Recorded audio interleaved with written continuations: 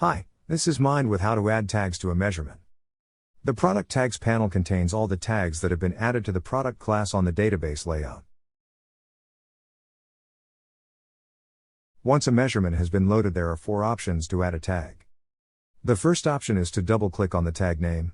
The Measurement Tags panel immediately displays the tag with a small plus sign indicating that the tag has just been added and has not yet been saved. The second option is to drag and drop the selected tag onto the measurement by holding down the left button.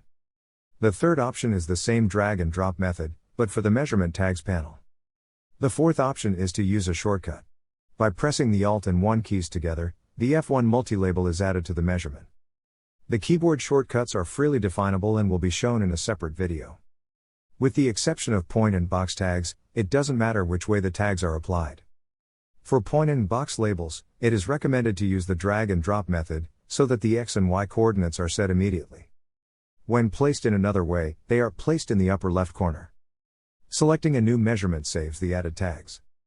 After saving, the tags for the measurement are displayed in the tags column. Thanks for watching.